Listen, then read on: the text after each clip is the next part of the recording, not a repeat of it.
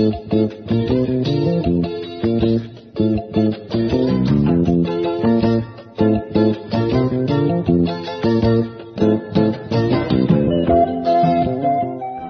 araw ay may dalang mga posibilidad ng tagumpay o kabiguan, ng ligaya o lungkot.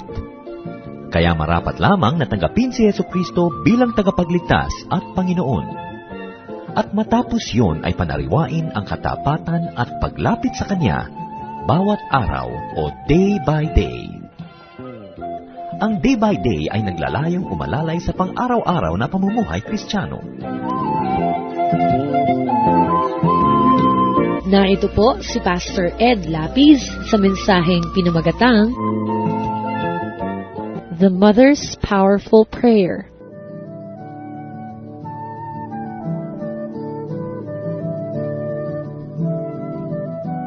Ang mga magulang po ay kilala sa kapangyarihan, lalo ang mga ina.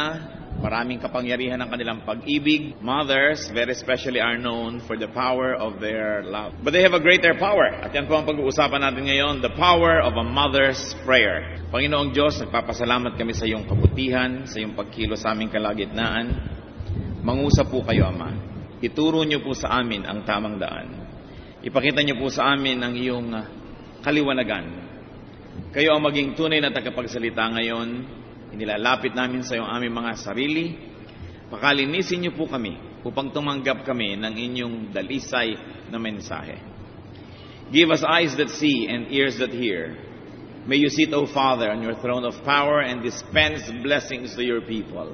Lift up your name, glorify yourself, and bless us. Protect us from lies, from falsehood, from deception. Protect us from malicious plans of evil men and evil spirits. We put ourselves under your protection, O God. Be the roof above our heads. Be the walls around us. Protect us from the work of evil. Lead us unto greater godliness. Set us free to see you, to know you. Speak to us. In the name of your Son, Jesus, we pray with thanksgiving. Amen. The power of a mother's prayer. Isa pong familiar at nakaka-inspire na kasaysayan ng ating tutunghayang muli sa araw na ito, Matthew 15:21 to 28. Leaving that place, Jesus withdrew to the region of Tyre and Sidon. A Canaanite woman from that vicinity came to him, crying out, "Lord, Son of David, have mercy on me. My daughter is suffering terribly from demon possession." Jesus did not answer a word. So his disciples came to him and urged him, "Send her away, for she keeps crying after us." He answered, "I was sent only to the lost sheep of Israel." The woman came and knelt before him. "Lord, help me," she said. He replied, "It is not right to take the children's bread and toss it to their dogs." "Yes, Lord," she said, "but even the dogs eat the crumbs that fall from their master's table." Then Jesus answered, "Woman, you have great faith. Your request is granted." And her daughter was healed from that very hour. May the Lord add blessing to the reading of His Word. So ang Panginoon po ay nagiging bantog sa kanyang kapangyarihan at nagpunta siya sa isang lugar kung saan mayroong babaeng taga-Kana na pumunta at humihingi ng tulong sa kanya. Ito pong mga Canaanites, these people have been known as separate from the people of Israel. Panahon pa ni Noah ay may hidwaan na ang mga anak ni Abraham at ang mga lahing ito. Sa katunayan, ang lahing itong ipinauubos kila Joshua na hindi naman nila nagawa o hindi nila ginawa. Kaya nung panahon ng Panginoon, nandun pa ang mga ito. At hindi sila itinuturing na kasali sa mga pangako ng Diyos. Sa katunayan, ang kanilang mga ninuno ay naging napakamalupit and have become very hostile to the people of God. At dito sa lahing ito kasali ang babae na naglakas ng loob na humingi ng tulong. Sabi niya, "Panginoon, anak ni David, maawa po kayo sa akin. Ang anak kong babae lubhang nagdurusa sapagkat inaalihan ng masamang espiritu." Isipin niyo na ang katawan ng tao ay tirhan ng masamang espiritu, kung ano ang mga pwedeng mangyari dyan. At hindi kumibo ang Panginoon, At hindi niya pagkibo, lumakas ang loob ng kanyang mga disipulo na sabihin sa Panginoon, paalisin niyo po, palayuin niyo yung babaeng yan. Ayaw kaming tigilan, ayaw tayong patahimikin, hingi ng hingi, iyak ng iyak dyan. At binalingan ng Panginoon ang babae, sabi niya, isinugo lang ako para sa mga nawawalang tupa ng Israel. In other words, puwera kayo, hindi kayo kasali. Lalo namang sumidhi ang pagnanasa ng babaeng itong siya tumanggap ng tulong, lumuhod pa. Lumapit pa't lumuhod. Panginoon, tulungan niyo po ako. Hindi niya sinasabing tulungan niyo yung anak ko, sapagkat alam niyo ang magulang, pag may sakit ang anak, mas iniinda pa ng magulang ang sakit ng anak. Gusto niya, tulungan niyo po ako. At sabi ng Panginoon, hindi marapat na ang tinapay ng mga anak ng may-ari ng bahay ay ihagis sa mga aso. Sabi, tama po Panginoon, aso nga po kami. Pero aso man po ay kumakain ng mga mumo na nalalaglag mula sa mesa ng kanyang amo. Aso man ay kumakain ng mga butil-butil na nalalaglag sa mga putol-putol na pagkain at nahuhulog sa sahig. Sabi ng Panginoon, bababae, kakaiba ay yung pananalig. Hindi ka nasiraan ng loob. Hindi ka na nga sinagot. Gusto ka na nga palayasin ng mga disipulo ko. Sinabihan ko na nga na hindi ka kasali. Natawag na nga kayong aso. Payag ka pa rin. At humihingi ka kahit man lang yung butil na para sa aso. Kahanga-hanga ang iyong pananalig. Sabi niya ganon, ngayon din, ang anak mo ay gagaling. At gumaling ang batang yon because of the power of her mother's prayer. Mga ina, ang inyong panalangin, ganon din mga ama. Panalangin nyo na mataimtim, nananalig, at hindi sumusukot umuurong. Yan ang magpapagaling sa sakit na inyong mga anak. Ano mang uri ng sakit yon? Physical, spiritual, emotional. The mother's grave problem is really worthy of our attention. Her daughter was suffering terribly from demon possession. Her daughter was not only being bullied at school, her daughter was not just having a fever, hindi lang siya walang pera na pampaaral sa kanyang anak, may nakatirang demonyo sa katawan ng kanyang anak. And the daughter was not in control of herself. The daughter was being controlled by someone else. In fact, by a demon or by demons. That was her grave problem. But what was the mother's great solution? Pag grave ang problem, may great solution. Pag maliit ang problema, may mas liit na lunas. Pag malaki ang problema, may malaking sagot. Sapagkat lahat ng bagay ay may katapat. Sabi nga nila, pusali man, kanal man, imbornal man, ay may katapat ding langit. Kaya kahit ano ang ating problema, may katapat yan na solusyon.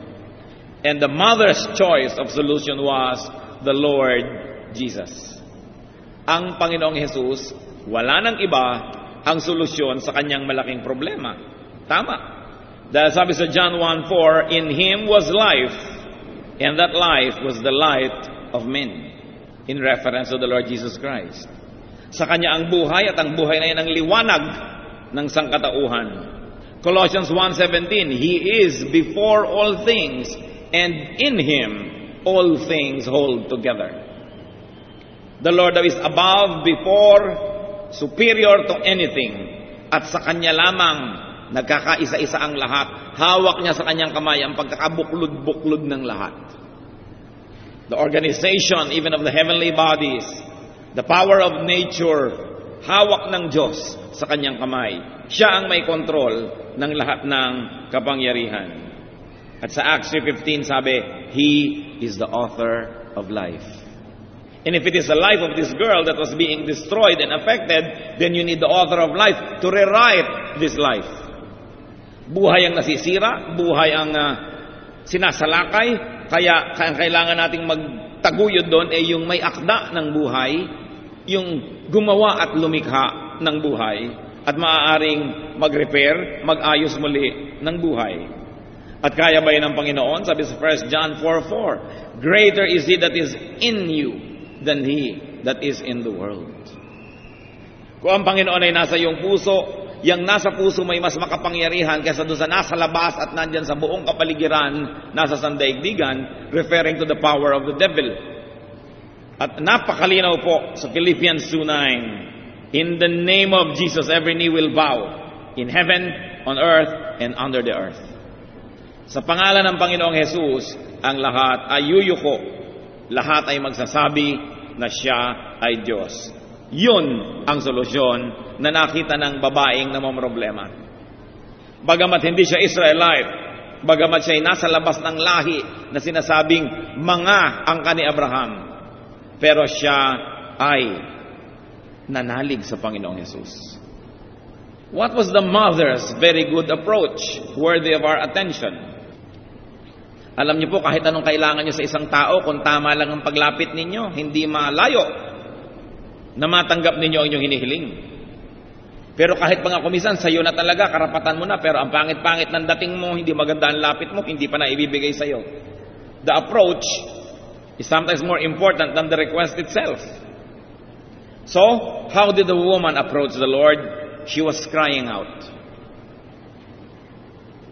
Umiiyak siya, sumisigaw siya. Sa dami ba naman ng tao, paano ka mapapansin kung mahiyain ka? Tatandaan niyo po ito mga kapatid, ang mga anak ng Diyos hindi dapat mahiyain. Hindi naman dapat huwag maging walang hiya. Pero hindi dapat mahiyain. Pag kayo'y mahiyain, lagi kayong talo. Pag tatay kayo't mahiyain, talo ang mga anak nyo. Pag nanay kayo't mahiyain, talo ang mga anak nyo. Pag kayo ay boss ng isang organization, mahiyain kayo, talo ang kumpanya nyo. Kung kayo ay isang konsihal, isang barangay leader, isang mayor, mahiyain kayo, hindi kayo makapagdilihensya para sa inyong mga constituents, kawawa naman sila. Kaya nakikita niyo mga mahiyain, magsasalita pa lang yan, may hihingi ng konti, bubulyawan lang, wala, uuwi na. O tatay, ba't wala tayong makain? Wala daw eh.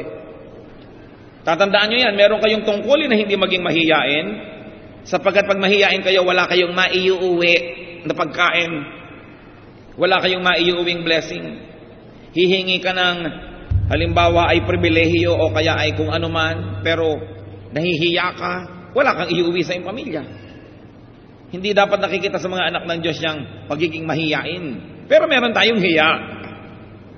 Pero yung para na sa'yo, hindi mo pa tinatanggap, ayaw mo pang kumibo, talo ka niyan. So she was crying out, and this woman was calling Jesus Lord, Son of David. Alam niya ang theology niya, na si Jesus, bagamat hindi kinikilala ng temple, hindi officially recognized by religion, alam niya, ito ang real thing. The Lord, the Son of David, yung ipinangako na magiging kaapu-apuhan ni David, na uupo daw sa trono ng Israel. And she was asking for mercy. Habag ang hinihingi niya. Hindi sweldo, hindi karapatan, kundi awa. Marami po mga tao hingi, bigyan mo sa akin ng dapat sa akin, I deserve it. Nainis lang lalo yung hihingan nila, lalong wala silang nakuha. Pero lumapit siya dahil sa paghingi ng habag. And the woman also identified the problem. Hindi lang siya nag-iiyak doon, na hindi mo na siya maintindihan kung anong gusto niya po, sobrang emosyon.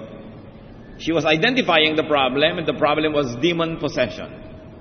Alam naman natin, demons are enemies of God. And if you declare war against demons, very, very instantly, you align yourself on the side of God. So you know that God is going to fight your war for you because you are fighting His enemy. Kaya napakagaling ng pasok niya, alam na alam niya kung paano sasabihin ng problema. But the mother had grand obstacles also. Maraming hadlang para makamit niya ang kanyang ninanais. Isa dyan, her identity, her ethnicity. She was a Canaanite. And as we have already said, there was an enmity between the Jews and the Canaanites since the time of Noah. Hindi sila kasali, supposedly kaaway ang lahi nila. At nung siya nagkaroon ng lakas ng loob na lumapit, sabihin ang problema, nagkaroon pa siya ng isang sagabal. Jesus' silence. Hindi kumibo ang Panginoon eh. Nagsabi ka, tas hindi kumibo. Problema yun. And then the disciples' lack of compassion was a problem. The disciples' desire to get rid of her. Nakita niyo po na yung mga disciples, hindi man lang sila loving. Lord, ang gulo naman ito eh, palayasin nyo nga. Iyak ng iyak dito. Susunod-sunod, paalisin niyo po. Maraming ganyang tao, yung nakapaligid. Lagi na lang silang nakahadlang, nakaharang, hindi ka na makalapit. Ang tingin sa'yo, abala. Kahit ngayon, mga assistant na mga religious leaders, naku, manong makalapit ka, para yung mga pader. Para mga barbed wire. Abala, huwag palapitin. But the Lord's first reply was equally daunting. It was also very, very discouraging. Sabi niya, I was sent only to the lost sheep of Israel. Iha, nauunawaan ko problema mo, pero hindi ako ang solusyon dyan sapagkat ako ay para sa iba. But the mother also had a very gallant persistence. Sobrang kahanga-hanga at kagalang-galang ang kanyang pagsisikap, ang kanyang di pagsuko, ang pagpupumilit niya. And she even specified her request, help. Sabi niya, opo, hindi ako anak ng Israel, hindi naman ako humihingi ng karapatan ng anak, humihingi lang ako ng tulong. Tulong lang po. Hindi sweldo, limos. Hindi ko deserve, hinihingi ko lang. And of course, another grand obstacle to that woman's quest was the Lord's second reply. It is not right to take the children's bread and toss it to their dogs. Hindi tama na mapunta sa iyo ang para sa mga anak ng Panginoon. It was a more exclusive and a more daunting situation because she was likened to dogs. But the mother's gallant persistence never wavered. She did not argue nor disagree. Hindi siya nakipagtalo, anong dog? Anong akala niyo sa amin? Aso? Hindi. Maraming ganun na humihingi lang ng tulong, matapang pa. Mamaya aawayin pa yung hinihinga nila ng tulong. So she did not argue, she did not disagree. She accepted her humble position. And not only accepted that, she reasoned and justified her request. Her faith was so great that she would accept even what appeared to be an unkindness. Kahit mukhang parang hindi niya kabaitan itong nangyayari, hindi siya nakipagtalo, hindi siya nagduda, tinanggap niya, at lalo niyang pinaaba ang kanyang kalagayan. Sabi niya, hindi naman po yung main course ang hinihingi ko. Yung mga mumo, yung mga pispis, yung mga laglag lang, yung mga crumbs, pwede na po sa akin yan. And what was the mother's grand prize? First prize, ang panalo niya. Her request was granted. Her daughter was healed. Her daughter was delivered from demonic possession instantly. Mga magulang, alam niyo pinag-uusapan natin kung napakataas ng lagnat ng inyong anak. Nilagyan mo na ng sukang iloko, nilagyan mo na ng yelo, nilagyan mo na ng alcohol, lahat ng gagawin mo para bumaba ang lagnat. At habang bumababa ang inyong pagbubunyi, yung mga anak natin na bumababa ang red blood cells, nagkakaroon ng dengue, tumaas ang konting pagbubunyi, alam niyo kung anong naramdaman ng inang ito. Because instantly, the daughter was healed. Not of dengue, not of just fever, but of demonic possession. What were the mother's great assets? Na dapat ay meron din tayo. Sasabihin natin, you have a problem, you have a liability, therefore you need assets. And usually when you talk about assets, people think about money, possessions, position, connection. But the mother's great assets were one, great faith. Pananalig. Sa tamang object, hindi lang basta pananalig, sa tamang dapat paniwalaan. She believed in the Lord. Pwede tayo magkaroon noon.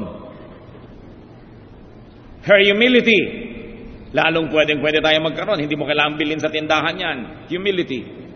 Pagpapakumbaba at persistence. Pagsusumikap.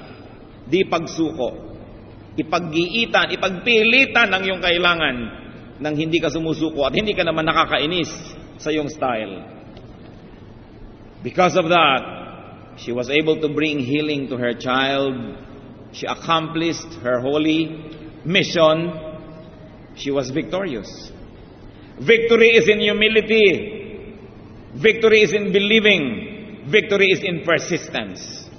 And that's what she had. Sabi po sa Ecclesiastes 1:9, what has been, will be again. What has been done, will be done again. There is nothing new under the sun. Walang bago.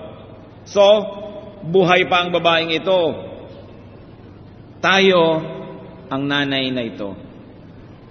Who could be your grave problem? Sino po ba, ano po ba ang problema ninyo na iniwan sa bahay? O baka kasama ngayon katabi pa? This woman lives. This woman could be you or me. Any one of us, all of us. We probably have a demon-possessed daughter. Or if not a biological female offspring, just a daughter. Maybe it's a son, a relative, a loved one, somebody under your care. At yung demon possession na yan, hindi naman laging kailangang maging literal na demonic possession. Baka ang problema natin, we have a very spiritually sick relative or loved one. Someone under a very bad influence. Someone not in control of himself or herself.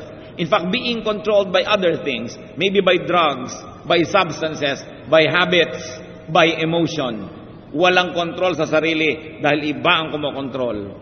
Meron pang ganyan mga babae. Meron pang ganyan mga problema. Sa katunayan, malamang tayo rin yung babaeng ito. Meron tayong malaking problema hindi natin kayang solven sa sarili lang natin. Problema sa mahal sa buhay. Dapat ilapit sa Panginoon. What or who is your great solution? Kanino natin ilalapit ang mga problema natin? Kanino natin dadalhin? Walang iba kundi sa Panginoon. Kahit pasabihin natin, hindi ako deserving eh. Yung babae nga hindi deserving, nasabihan pang aso. I believe that the Lord did not want to hurt nor insult her. It could be a test of her faith. Na kung madali siyang umurong, madali siyang pinanghinaan ng loob, hindi na sana niya naiuwi yung tagumpay para sa kanyang anak. Kaya dapat ang tao hindi sumusuko.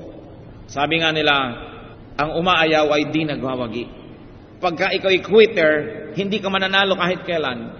Pag madali kang panghinaan ng loob. 1 Timothy 4:10, we have put our hope in the living God, who is the Savior of all men, and especially of those who believe. You should take note, brothers and sisters. It was not the sick girl who prayed. The sick girl was too ill to pray. And she was possessed by a demon to pray. But the prayer of her mother worked for her. Napakalaki pong ministry, yung ministry of intercession. Nakikinabang ang mga mahal natin sa buhay, kaya naniniwala sila kay hindi, kaya may pananalig sila kay hindi, o nagdarasal man sila o hindi, kung tayo ang lalapit sa Diyos para sa kanila. Because we hold the hand of God and we hold the hand of our loved one, and we stand in the middle, we stand in the gap and bring them to the Lord. Mahalaga, makapangyarihang ministry ng bawat isa. Mamagitan. At ito nga, demonic possession na eh. Paano nyo sosolve niyan? Makakabili ba kayo sa butika ng gamot para sa demonic possession? Hindi. Malaking problema ito. Kasi pag hindi mo nabibili, yun lang nabibili, malaking problema eh. Minsan wala kang pambili. Yun pang hindi mo kayang bilin, paano malulutasin? Pero nalutas. Dahil ang pinanaligan, ang Panginoon. At kung kayo napapagod na sa mga problema nyo, sabi sa Matthew 11:28-30, come to me, all of you who are weary and burdened, and I will give you rest. Take my yoke upon you and learn from me, for I am gentle and humble in heart, and you will find rest for your souls. For my yoke is easy, and my burden is light. Bakit dumali? Bakit pag sinabi ng Panginoon na alis dyan, evil spirit umaalis? Sapagkat walang hold ang evil spirit sa kanya. Hindi siya nagkasala. Nabuhay ang Panginoon ng perfectly, morally upright life. That evil spirits have no power over him. In fact, he has power over them. Dumali para sa atin dahil siya ang naghirap. Gumaan ang ating dala dahil kinuha niya at pinasan niya. Nung yung krus ay pinasan niya at inakyat doon sa bundok ng Kalbaryo, nakasakay tayong lahat doon, lahat ng ating kasalanan, lahat ng ating mga kamalian nakadagan sa kanyang balikat. Dinala niya lahat. Kaya gumagaan ang ating dalahin, siya ang pumasan. Hindi yan madali. Salvation and blessing is free, but it is not cheap because Jesus paid and Jesus worked. May mga problema tayo, but how do you approach God? How do you pray? How do you cry out? Sinasabi niyo ba, Lord, kumakanta naman ako sa choir, nagta-tithe and offering ako, Lord, nagsaserve ako, therefore, I am entitled to receive blessings from you. Ganyan ba dapat ang approach? O sinasabi lang natin, I don't deserve, but I'm asking because you're merciful. Merong mga tao, may gana pang magtampo sa Diyos. Ang tagal-tagal ko na nagpaka-Christian, hindi pa dinidinig ang dalangin ko, ayoko na nga. Simba na nga ako ng simba, serve na nga ako ng serve, nagkakaganito pa yung negosyo namin o ang hanap buhay ko. Akala mo may pautang sa Diyos. So how do we approach God? Yung iba naman, Lord, hindi naman talaga ako naniniwala, pero sige na, baka sakaling sagutin mo na rin. Anong sabi sa Hebrews 4:16? Let us then approach the throne of grace with confidence, so that we may receive mercy and find grace to help us in our time of need. Kailangan may pananalig, buo ang loob. You're confident. This woman was confident. She was never stopped by the Lord's silence, by the Lord's answer, by the disciples' unfriendliness. She wouldn't stop because she was doing it for her daughter. What naman? Ano sa ating buhay? What and who are the obstacles in our prayer life? Maybe a questionable identity like this woman, a questionable relationship with God. Sabi natin, may mga nagpapapray pa nga, Pastor, pag-pray nyo naman sa God, ba't hindi po kayo mag-pray? Ang dami ko pong kasalanan, baka hindi makinig ang Diyos. Ba't hindi nyo kayo magbawas-bawas sa kasalanan? Hindi nyo ayusin ang relasyon nyo sa Diyos. At kahit pa nga tayo may kasalanan, nasa Diyos na yon, kung makikinig o hindi, magdasal pa rin kayo. At sa palagay ko, didinggin niya ako ng gagaling sa pusong nananalig. Kaya kung papansinin nyo, lahat po ng ating mga gawain, ang una is a prayer of confession. Because the Bible says, if I cherish iniquity in my heart, the Lord will not listen. So inuuna natin ang paghingi ng tawad. Hindi lang yan formula o ritual, dapat heartfelt. At nang sa ganun, walang maging sagabal para ang Diyos ay makipagniig sa atin. Sa ibang mga relihiyon, maghuhugas ka pa ng paa at kamay bago ka pumasok sa bahay dalanginan. Kahit malang ceremonially, you try to clean yourself because you know that you are not worthy to be in the presence of the divine. E di lalong-lalo naman sa atin, hindi physical na paglilinis, kundi spiritual. Ano po ang sumisira sa inyong loob sa panalangin? Maaring the Lord's prolonged silence? Parang hindi kayo dinidinig? Silence is also an answer. Huwag niyo sabihin na hindi ako dinidinig ng Diyos. Baka sinagot ka na. Kaya lang, ang gusto mo lang makitang sagot, yung kulay, yung anyo, yung hugis, yung size, yung width, noong gusto mo talaga. Kaya ibinigay na yung gusto ng Diyos ibigay sa'yo, hindi mo pa nakikita, kasi pinagpipilitan mo yung gusto mo lang. Kaya kailangan nakabukas yung ating mata, sinagot na pala. Akala natin hindi pa. There's sometimes another hindrance sa atin pong prayer life, sa paglapit natin sa Diyos. Lack of compassion from the so-called disciples. They could be today's Christian workers, fellow believers. Nakaka-discourage. Kung minsan, yung fellow believer mo, yun pa yung nagpapalaya sa'yo. Yun pa yung ayaw makinig. Kung minsan, yun pa yung hindi mabait. Kung yung babae, nagpadala doon sa sinabi ng mga disciples, paalisin niyo po ito at nakakaabala. At siya'y nagtampo, nagdamdam at lumayo na, di hindi niya nakuha ang kailangan niya. Ano man ang makita ninyo na behavior ng kapwa mananampalataya, ano mang discouragement ang makita natin, even from Christian workers, huwag tayong papayag na maging hadlang yon para lumapit tayo sa Diyos. Kung minsan sasali ka sa isang choir at hindi mo gusto yung isang choir member o yung director, huwag na nga lang makasali. Dahil lang sa behavior ng kapwa mo tao, tatanggalan mo yung sarili mo ng ministry, ng paglapit sa Diyos. Hindi pinayagan ng babaeng ito na mangyari yon. Sabi niya, kahit ano pang sabihin niyo mga disciples kayo, kahit niyo pa ako paalisin, hindi ako aalis, basta. Lalapit ako sa Diyos, hihiling ako, mananalangin ako. You persist in prayer. That's the secret. Do not be discouraged. Huwag kayong panghihinaan ng loob. And definitely, do not give up. No matter what you see around you, no matter what unkindness you see in people who call themselves children of God, do not give up on God. Huwag kayong papayag na kapwa-taon nyo lang manging hadlang para lumapit kayo sa Diyos at lumago sa pananalig at sa pananampalataya. At sabi sa 1 Thessalonians 5:17, pray continually. Napakaganda po ng pangako ng Panginoon sa Luke 11:9-10. So I say to you, ask and it will be given to you. Seek and you will find. Knock and the door will be open to you. So ano po ang kailangan natin? A, ask. Kung mahiyain kayo, hindi kayo humihingi, ano mangyayari? And then, S, seek. Magpakasipag, tumayo, maghanap, yumuko, tumiyad, stretch yourself, seek, and you will find. And then knock, and the door will be open to you. Yung mga iba, 3 oras ang nakatayo doon sa harap ng pinto, hindi na pagbubuksan, hindi naman kasi kumakatok. Sobrang mahiyain. You've got to knock. Sabi po, for everyone who asks, receives. And to him who knocks, the door will be open. Have faith. Very importantly, Pati po yung kakulangan ng pananalig, pwede tayo humingi sa Diyos, Diyos ko po, dagdagan niyo po ako ng pananalig. Even the disciples asked for that, Lord, increase our faith. So hindi masamang hilingin yun, maging sa ating dalangin. Kasi kung kulang yung faith natin, alam din naman ng Diyos, hindi naman natin maililihim. Matthew 17:20, I tell you the truth, if you have faith as small as a mustard seed, you can say to this mountain, move from here to there, and it will move. Nothing will be impossible for you. Bakit po pwede humingi ka ng pananalig? Kasi yun lang humihingi ka, ibig sabihin nananalig ka na sa Diyos. Kasi ba't ka hihingi kung di ka nananalig? So yung maliit na yun mag-i-increase. And the Lord will honor your request. Mothers, even fathers, pray for your children. Kung ano-anong uri ng possession ang nagbabanta laban sa ating mga anak. Pray for your grandchildren, sa inyong mga pamangkin. Ang isa pong napakababuting gawin ng mga ina, magtipon-tipon kahit man lang once a week. 5 kayong ina, 3 ina, 7 ina, at ipanalangin ang inyong mga anak. Gaano karaming oras ang nauubos ng maraming kababaihan sa pagbababad sa beauty parlor? Hindi naman masama. O pagpunta sa mga spa, pagpapakulay ng buhok, pagpapatuwid ng buhok, pagpapakulot ng buhok, pagpapakulay ng mga kuko sa paa, kuko sa kamay. Kasi pati buhok ngayon napapagod na rin, meron na rin stress. Kaya kailangang i-relax. Kita nyo yung pang bobola sa atin ng mga produkto, yung ba namang buhok i-relax? Bakit? Stressed. Well, hindi masama, hindi natin minamasama yan. Ang sinasabi lang natin, kung may oras kayong gawin yan, sa loob ng 1 buwan, ilang oras ang inuubos nyo sa beauty parlor, mga ina?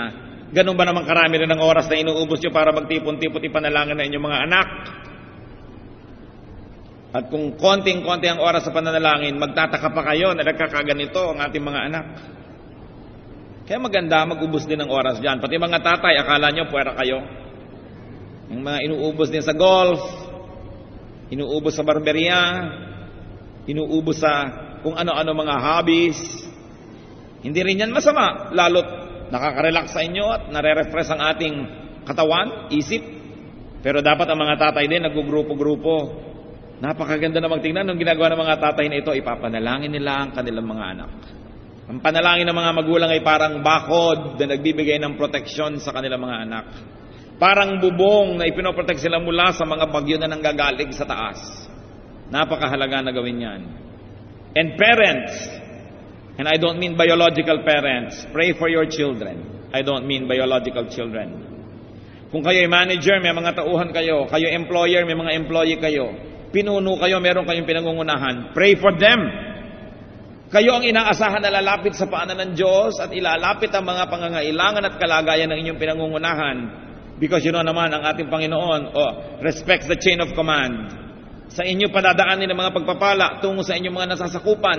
Kaya kailangan kayong kauna-unahang lumalapit sa Diyos and that you keep praying. At kung kayo'y pinanghihinaan ng loob, naiinip, parang walang nangyayari sa inyong mga dasal, gunitain ninyo ang sinabi mismo ng Panginoon na leksyon tungkol sa pagdadasal. Luke 18:1-8. Then Jesus told His disciples a parable to show them that they should always pray and not give up. He said, in a certain town there was a judge who neither feared God nor cared about men. So ito yung kanyang pagtuturo tungkol sa pananalangin at huwag tumigil sa pananalangin. Meron daw isang hukom na hindi makadiyos at hindi rin makatao. In other words, wala siyang Diyos kundi ang sarili niya, ang pera, yung kanyang kagustuhan. And there was a widow in that town who kept coming to him with the plea, grant me justice against my adversary. So obviously, because this judge was not godly, neither godly nor humane, ibinebenta niya siguro ang kanyang hatol sa mga mayayaman at makapangyarihan. Kaya kung ikay mahirap, kawawa ka. Hindi ka na mananalo sa kanyang korte. Pag siya na ang judge, talo ka na. At ito ang natantuan ng babaeng balo. Alam niyo po yung mga word na balo, mga widow. Kadalasan yan, kasi ang mga widows ng araw ay talaga mahihirap. Bihira yung widow na mayaman. Kasi ang naghahanap buhay, yung lalaki, siya ang merong social influence and mobility dahil napaka-male-dominated ng society. So pagsabing balo, para nang sinabing mahirap ka, kawawa ka, mahina ka. At ito yung may kalaban sa korte. At dahil alam na ng babae ang mangyayari sa kanya, at yung judge na ito ay ungodly, ano po ang mangyayari? Nakikiusap siya lagi. Sabi niya, Panginoon, bigyan niyo naman ako ng katarungan. Hindi niya tinitigil ang puntahan. Verse 4, for some time he refused, but finally he said to himself, even though I don't fear God or care about men, yet because this widow keeps bothering me, I will see that she gets justice, so that she won't eventually wear me out with her coming. Sa kakukulit ng balong ito, sabi ng hukom, hindi nga ako maka-Diyos, hindi rin ako makatao, pero bibigyan ko na nga ng katarungan to para matahimik ako dahil hindi niya ako titigilan. Ang kwento ay nagmula sa Panginoon. Sabi niya, huwag kayong titigil. Kung yung masamang tao, yung masamang hukom, nadadala sa walang katapusang pakiusap, Diyos pa ba na hindi masama? Diyos pa ba na mabuti ang hindi pwedeng pakiusapan? Kaya sabi, makiusap kayo na makiusap, huwag kayong tumigil, manalig kayo. Pero tandaan nyo, ang pinag-uusapan dito ay ang paghingi ng babae ng katarungan, hindi siya humihingi ng mali. Kaya siya pinagbigyan. Kaya huwag yung iisipin, ay pwede ko na pangkulitin ng Diyos. No? Na talagang mailihim forever na may 3 akong asawa. Na mailihim ang aking pandaraya. Hindi yun ang nadadaan sa kulit dahil ang hinihingi yung tama. Pag tama ang hinihingi nyo, pag hindi masama ang inyong hinihingi, manalig kayo at manalangin kayo ng manalangin, huwag kayong magsawa. Galing yan sa word ng Panginoon. And the Lord said, listen to what the unjust judge says. And will not God bring about justice for His chosen ones, who cry out to Him day and night? Will He keep putting them off? I tell you, He will see that they get justice, and quickly. However, when the Son of Man comes, will He find faith on earth?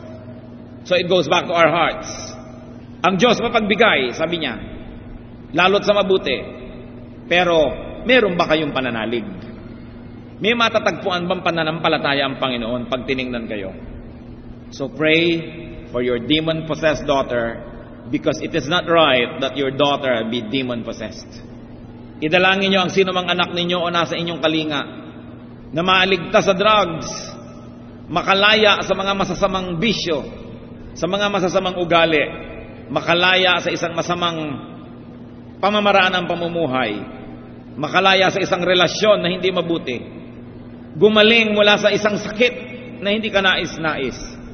Pag ito ang ating mga panalangin, manalig kayong itong kalooban ng Diyos. Huwag lang sumuko sa pananalangin.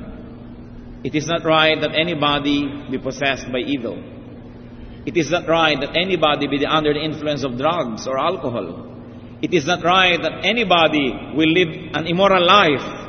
So the prayer of a mother, the prayer of a father will have great effects. Persist in your prayer. Gando na ng mga panalangin ng mga anak. Kung ang inyong magulang ay naliligaw ng landas, hingin niyo sa Panginoong maituwid yan. Yun ang maganda, ipahigay yun ng Panginoon sa inyo. Sapagkat kung yun ang hukom na tao lamang ay nadadala sa pakiusap, Diyos pa kaya kung pakikiusapan natin na gawin ang tama at ituwid ang mali, ang hindi kumilos. Ang kailangan lang pananalig. Kailangan lang persistent prayer. Pagpapakumbaba. At huwag maging mayabang. Do not ask God as if it's your right to ask from God. We don't deserve anything but hell dahil may kasalanan tayo. Kaya ang dapat pag humihingi tayo ng anything good, alam natin na ito'y pabor lang na hinihingi natin.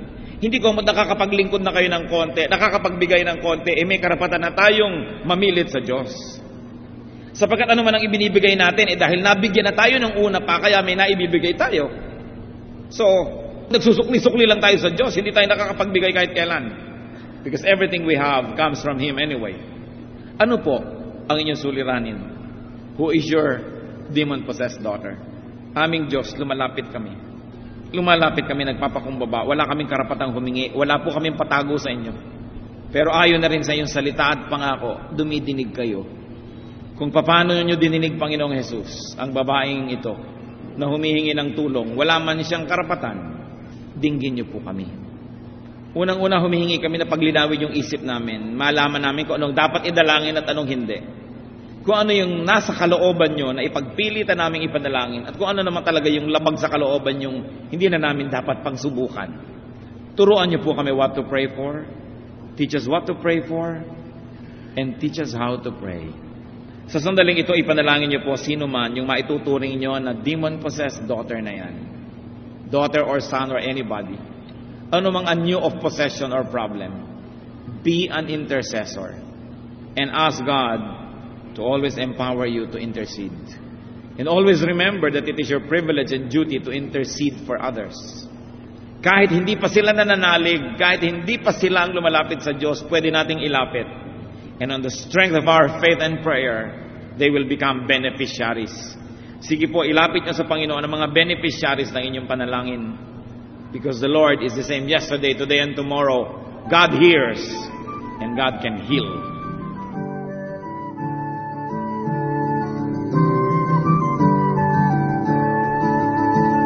Ang katatapos pong mensahe ni Pastor Ed Lapis ay pinamagatang The Mother's Powerful Prayer.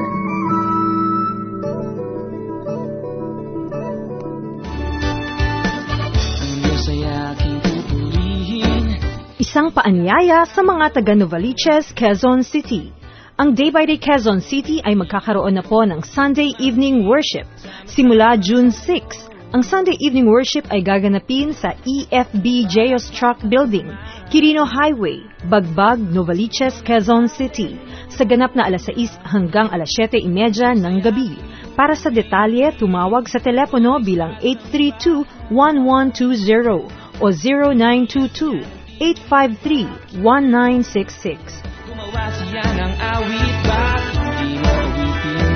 Putak-putak ng isla, iba man ang gamit na letra. Ito ay mahal ni Kristo, Pilipino tayo na sumamba.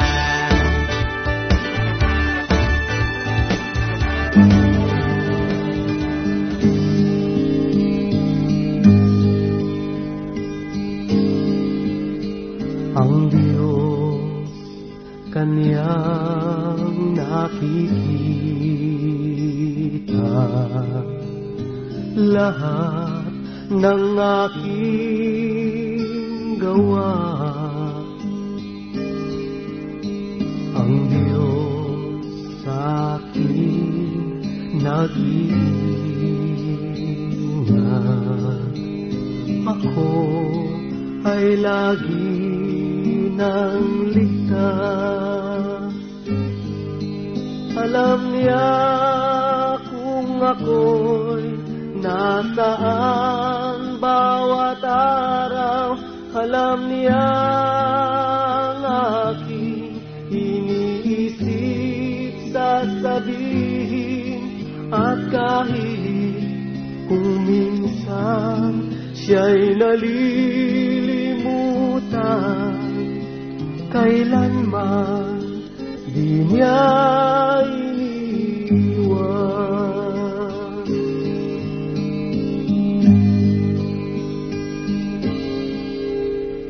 Ako ay natatakot,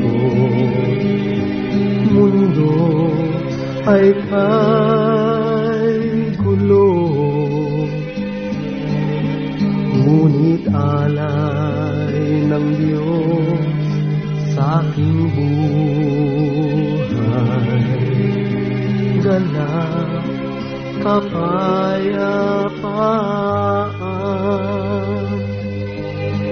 Alam niya kung ako'y nasaan bawat araw.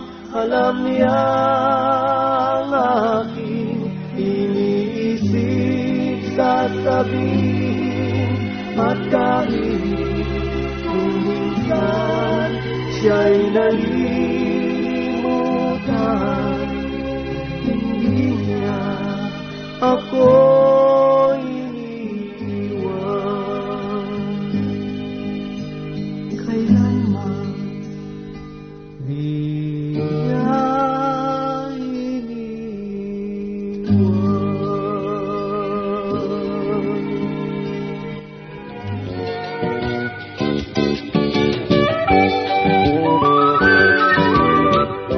oras na po para pansamantalang magpaalam ang programang Day by Day.